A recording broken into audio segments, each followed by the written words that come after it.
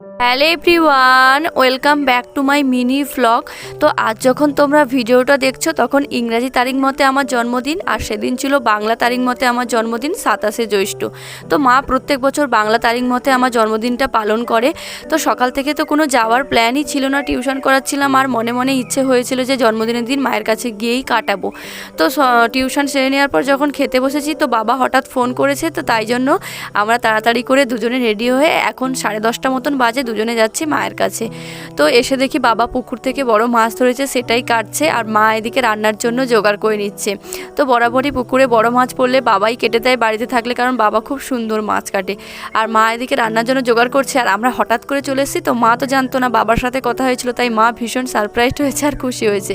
তো বাবা আর মা তো ওইদিকে রান্নার জোগাড়টা করছে, আমি এদিকে চলে এসেছি বাড়ির পিছনে জামরুল গাছটায়। কেমন জামরুল হয়েছে, এত পরিমাণে জামরুল হয়েছে আর এত বড় বড়, দেখে তো আমি ভেবেছিলাম যে খুবই ভালো। আর নিচে এত জামরুল পড়ে বিছিয়ে আছে। তো বাবাকে বললাম যে তুমি এখানে জামরুল কে ফেলেছে, তোমরা দেখোনি? বাবা বললো যে খাওয়ার লোক নেই, পড়ে নষ্ট হচ্ছে। যখন এসে দেখি জামরুলগুলো কেটে কেটে তার ভিতরে প্রত্যেকটায় পোকা হয়েছে।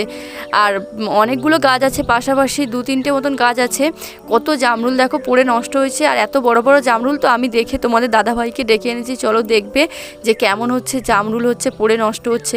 তো আমরা ভালো মনে করে প্রত্যেকটা দাঁত দিয়ে কেটে কেটে দেখি যে পোকা হয়েছে। আর বাবাকে বলছি যে ওষুধ মারনি, কারণ বাবা বলে খাওয়ার লোক নেই। তো এরপরে দুপুরে খাওয়া দাওয়া আমরা সেরে নিয়েছিলাম, তখন আর তোমাদের সঙ্গে ভিডিও শেয়ার করিনি। তো রাত্রেবেলা আমার জন্মদিন সেলিব্রেশন হবে, আমি বিকেলে চলে যাবো বলছিলাম। মা বললো যে জন্মদিন একটু কেক কাটবি না, পায়েস খাবি না, চলে যাবি? তো দিদিদেরকে ডাক। তো সন্ধ্যাবেলা দিদি, জামাইবাবু, ভাগনা এসেছিলো। আর কেমন মজা করেছি দেখা হচ্ছে নেক্সট ভিডিওতে। ততক্ষণ সবাই আমার চ্যানেলটিকে সাবস্ক্রাইব করে আমার পাশে থেকো।